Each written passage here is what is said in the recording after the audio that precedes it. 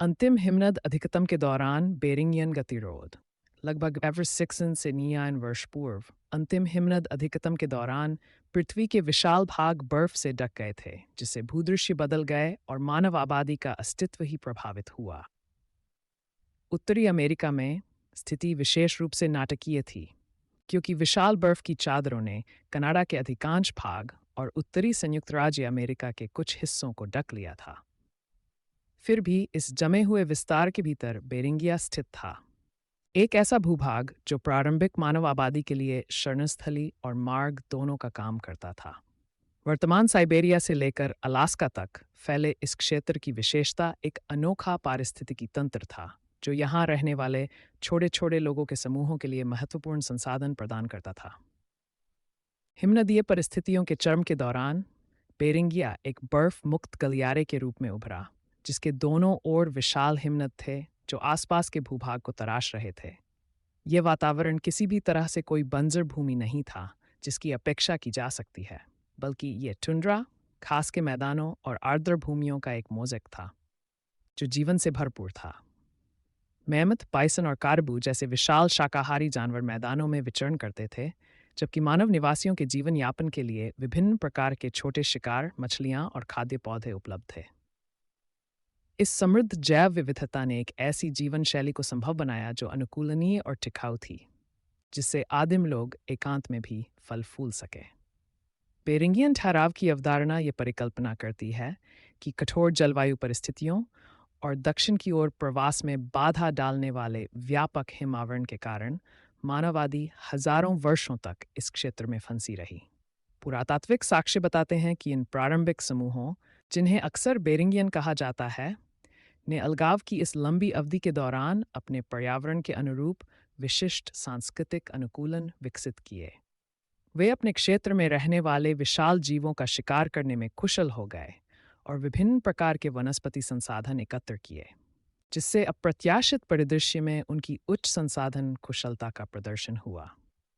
लगभग 9,000 साल पहले जब जलवायु में बदलाव शुरू हुआ, तो धीरे धीरे बढ़ते तापमान ने कई परिवर्तनों की शुरुआत की, जिसने अंततः अमेरिका में मानव प्रवास के मार्ग को बदल दिया। पिघलते ग्लेशियरों ने दक्षिण की ओर नए रास्ते खोल दिए। इन रास्तों में सबसे महत्वपूर्ण था आंतरिक गलियारा, जो उत्तरी अमेरिकी महाद्वीप से होकर गुजरने वाला एक रास्ता था, जो लगभग 30,000 साल पहले तक और भी सुगम हो गया था। हालांकि इस गलियारे के पूर्ण रूप से उभरने से पहले तटीय मार्ग, जिसे अक्सर केल्प हाईवे कहा जाता था, बेरिंगिया से आगे विस्तार करने की चाह रखने वालों के लिए एक वैकल्पिक प्रवास मार्ग प्रस्तुत करता था। केल्प हाईवे सिर्फ एक भौगोलिक विशेषता नहीं, बल्कि एक समृद्ध पारिस्थितिक गलियारा था। तटीय शिकारी संभवतः प्रचुर समुद्री संसाधनों, मछली, शंख और समुद्री स्तनधारी का दोहन करते थे, जो प्रशांत महासागर के तट पर पनपते थे। केल्प के जंगल न केवल भोजन प्रदान करते थे, बल्कि औजारों और आश्रय के लिए कच्चा माल भी प्रदान करते थे। जैसे जैसे समूह तट के साथ दक्षिण की ओर बढ़ते, उन्हें विविध वातावरणों का सामना करना पड़ता, जिनमें मुहाना और नदी के मुहाने भी शामिल थे, जहां मछली पकड़ना और इकट्ठा करना आसान था। इस समुद्री अनुकूलन ने प्रारंभिक लोगों की प्रतिभा को प्रदर्शित किया, क्योंकि उन्होंने अपने पास उपलब्ध संसाधनों का अभिनव तरीकों से उपयोग किया तथा बाद की तटीय संस्कृतियों के लिए आधार तैयार किया। कुछ समूह तटीय जलमार्गों से होते हुए दक्षिण की ओर बढ़े, जबकि अन्य ने आंतरिक गलियारे के खुलने के साथ ही उसकी खोज शुरू कर दी। इस परिवर्तन ने अमेरिका के लोगों के जीवन में एक महत्वपूर्ण मोड़ ला दिया। जैसे जैसे आबादी बिखरती गई, वे अपने साथ बेरिंगिया में बिताए समय के दौरान अर्जित सांस्कृतिक ज्ञान और तकनीकें भी ले आए। पुरातात्विक अभिलेखों से उत्तरी अमेरिका के विभिन्न स्थलों के माध्यम से इन प्रवासों के साक्ष्य मिलते हैं, जिनमें प्रसिद्ध क्लोविस संस्कृति भी शामिल है, जो लगभग 13 वर्ष पहले उभरी थी, जिसकी विशेषता बड़े शिकार के लिए अनुकूलित विशिष्ट पत्थर के औजार थे। इन प्रारंभिक लोगों का नए क्षेत्रों में प्रवेश केवल जीवित रहने का मामला नहीं था। ये पर्यावरणीय कारकों, सांस्कृतिक अनुकूलन और सामाजिक गतिशीलता के एक जटिल अंतर्संबंध का प्रतिनिधित्व करता था। जलवायु परिवर्तन के बाद हुई जनसंख्या वृद्धि और नए प्रवास मार्गों के खुलने से संसाधनों के लिए प्रतिस्पर्धा बढ़ गई। जैसे जैसे समूह विभिन्न क्षेत्रों में बसते गए, उन्होंने अपने सामने आने वाले विविध भूदृश्यों और पारिस्थितिक आवासों के साथ अनुकूलन किया, जिसके परिणामस्वरूप पूरे महाद्वीप में विविध सांस्कृतिक परंपराओं और जीवन पद्धतियों का उदय हुआ। इन प्रवासों के परिणामस्वरूप बेरिंगियन ठहराव की विरासत आनुवंशिक और सांस्कृतिक विविधता में स्पष्ट रूप से दिखाई दी, जो मूल अमेरिकी आबादी की विशेषता थी। प्राचीन डीएनए विश्लेषणों ने इन प्रारंभिक प्रवासियों और उनके वंशजों के बीच संबंधों को उजागर किया है और विचलन के ऐसे पैटर्न प्रकट किए हैं जो पुरातात्विक अभिलेखों में देखे गए पर्यावरणीय अनुकूलन और सांस्कृतिक विकास के अनुरूप हैं। मोंटाना में खोजा गया और लगभग 12,600 साल पुराना एंजिक-1 का दफनाया हुआ शव इन आबादियों की गहरी ऐतिहासिक जड़ों की एक मार्मिक याद दिलाता है, जो उन्हें उनके बेरिंगियन मूल से जोड़ता है। जैसे जैसे जलवायु गर्म होती गई और भूदृश्य विकसित होते गए, उत्तरी अमेरिका के प्रारंभिक निवासियों को नई चुनौतियों और अवसरों का सामना करना पड़ा। प्लीस्टोसीन से होलोसीन तक के क्रमिक संक्रमण ने कई महाजीव प्रजातियों के विलुप्त होने सहित महत्वपूर्ण पारिस्थितिक परिवर्तन लाए।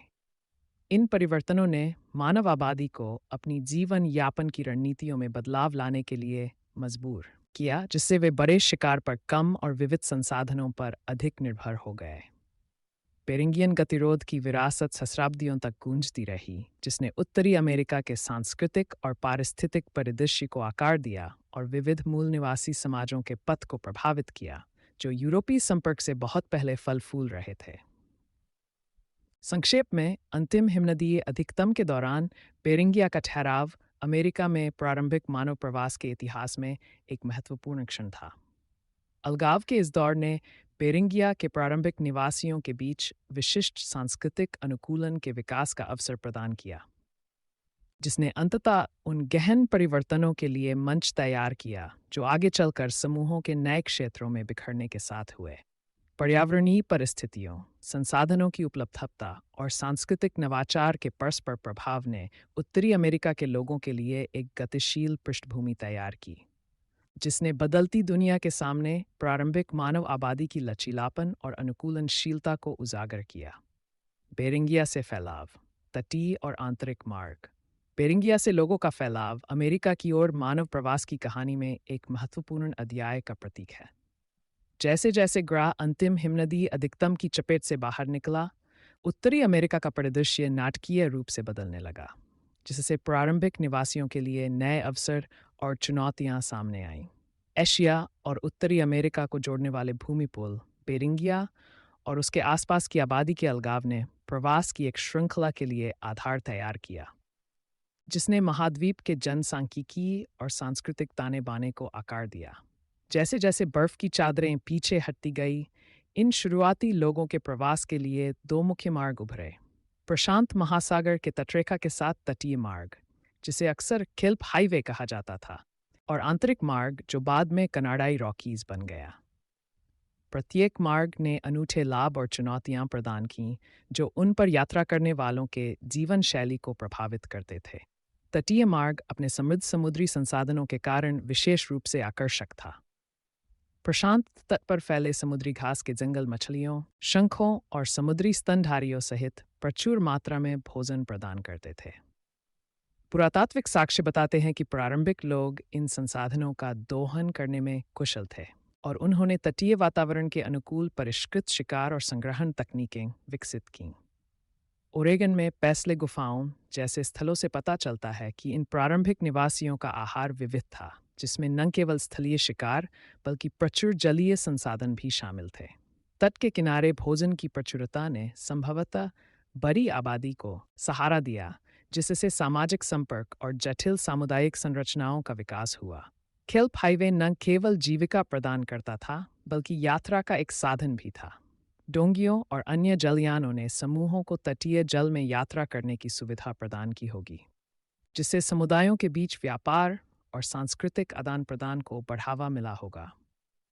प्राचीन डीएनए से प्राप्त साक्ष्य बताते हैं कि अमेरिका के कुछ प्रारंभिक निवासियों, जिनमें प्राचीन बेरिंगियन भी शामिल हैं, ने दक्षिण की ओर प्रवास के लिए इस तटीय मार्ग का उपयोग किया होगा। ये समुद्री मार्ग मानव की अनुकूलनशीलता और सरलता का प्रमाण है। जिसने पहले निर्जन क्षेत्रों में लोगों को बसने में सक्षम बनाया। इसके विपरीत आंतरिक मार्ग ने कई अलग तरह के लाभ प्रदान किए।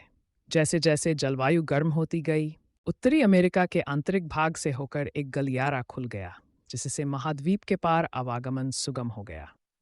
लगभग 6,000 से 12,000 साल पहले बने इस बर्फ मुक्त गलियारे ने समूहों को महाद्वीप के मध्य भाग में प्रवास करने का अवसर दिया।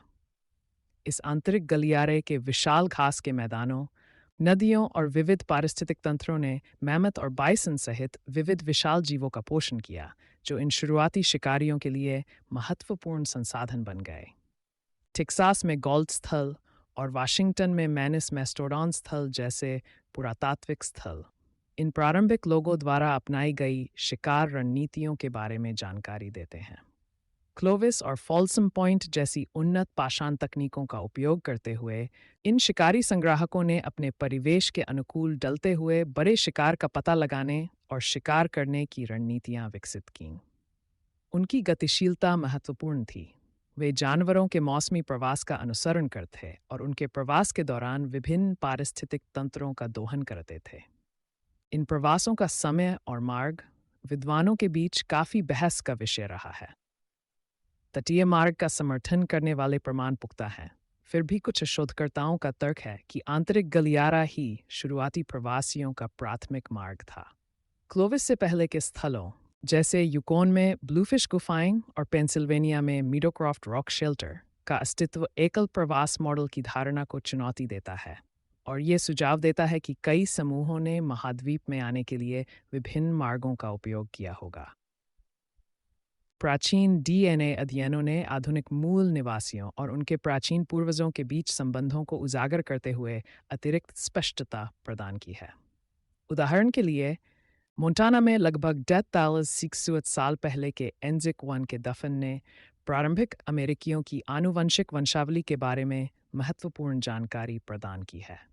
इस प्राचीन शिशु का डीएनए बेरिंगिया की आबादी के साथ साझा वंश के सिद्धांतों का समर्थन करता है, जो इन प्रारंभिक लोगों के पूरे महाद्वीप में फैलने के बाद हुए प्रवास के जटिल जाल को दर्शाता है।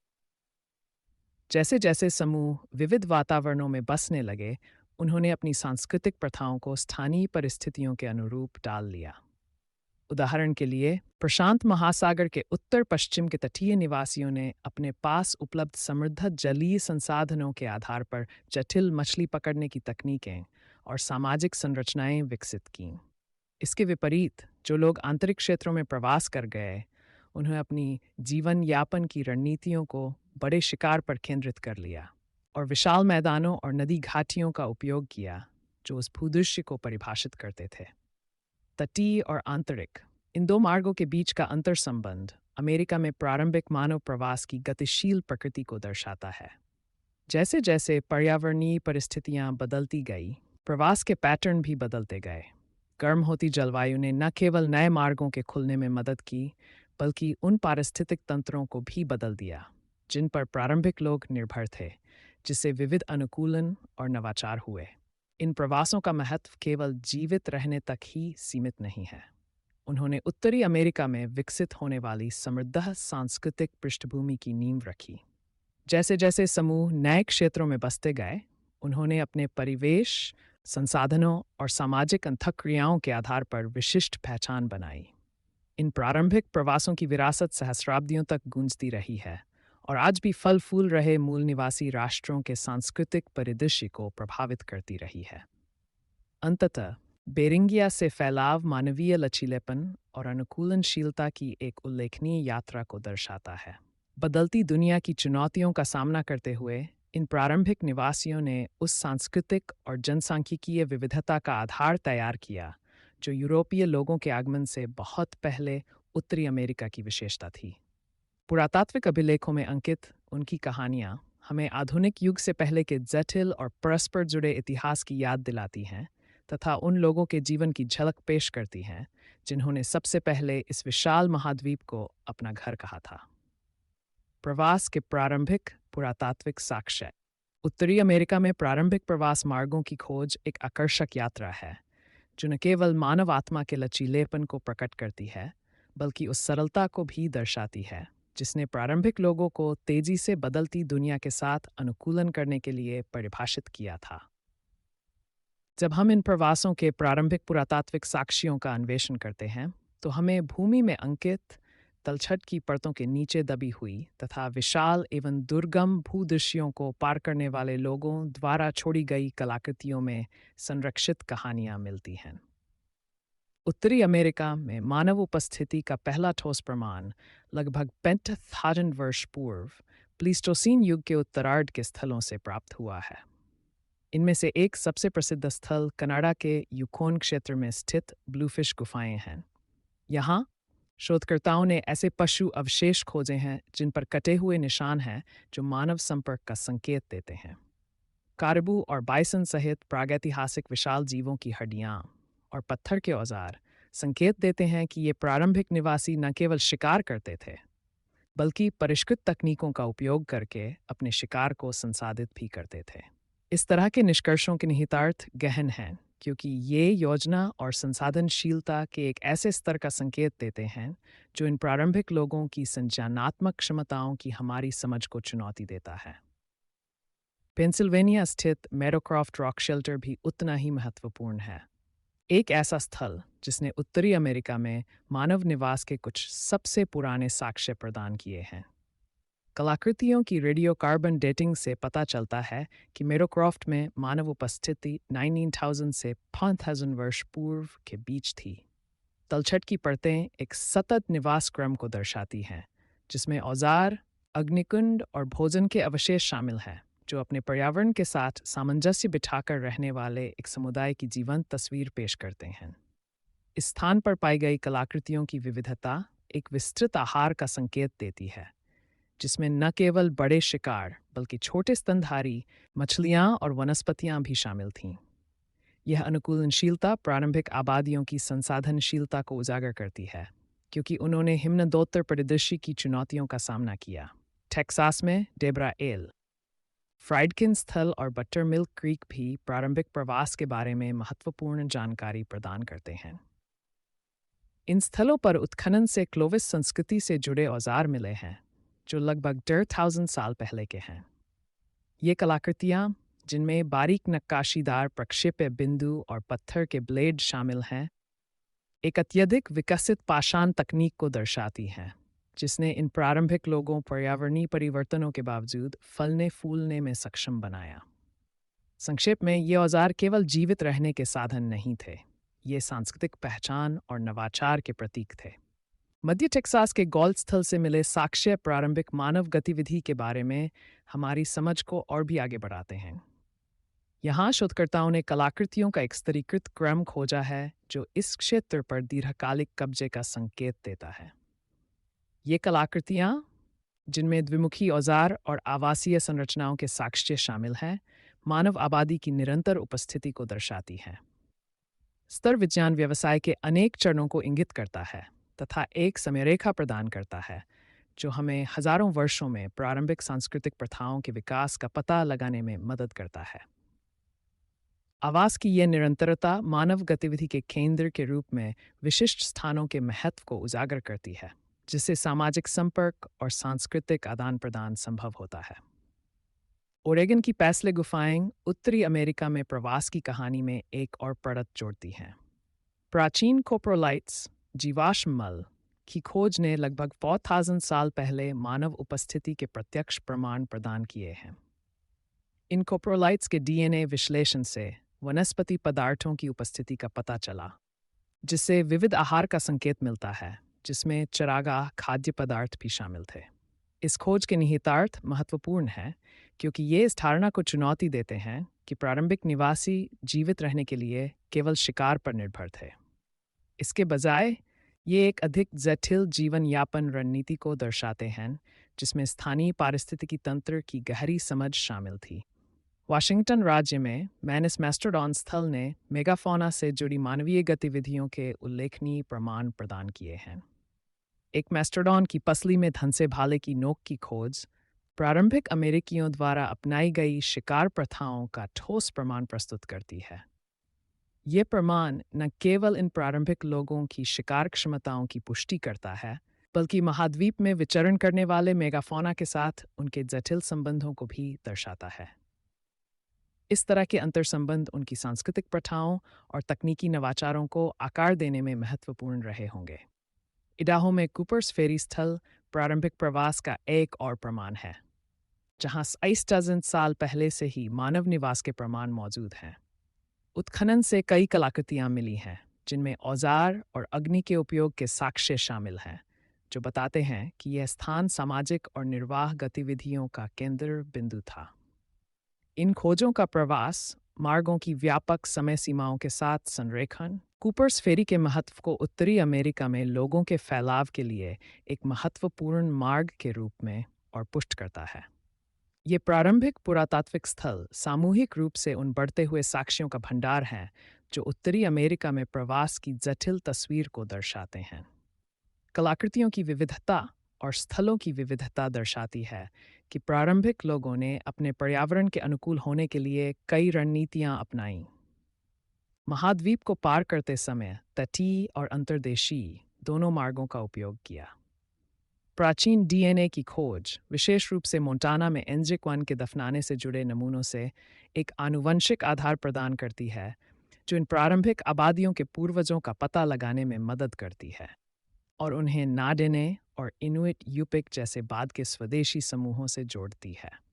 जैसे जैसे पुरातात्विक अभिलेखों का विस्तार होता जा रहा है, ये बात और भी स्पष्ट होती जा रही है कि उत्तरी अमेरिका के प्रारंभिक निवासी केवल निष्क्रिय घुमक्कड़ नहीं थे, बल्कि उन्होंने अपने पर्यावरण के साथ एक गतिशील संबंध स्थापित किया, जिससे जलवायु और पारिस्थितिक चुनौतियों के प्रति अनुकूलनशीलता और लचीलापन प्रदर्शित हुआ।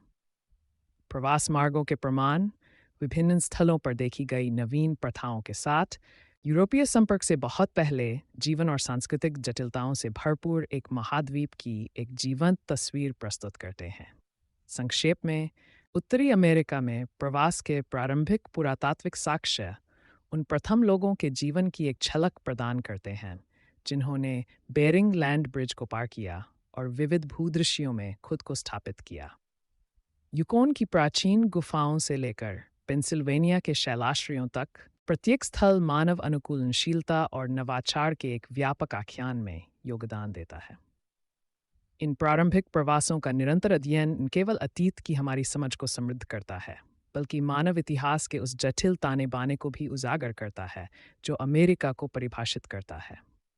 civilizationbuilders@amazon.com/constance सभ्यता का पुनर्निर्माण एक समय में एक आवाज।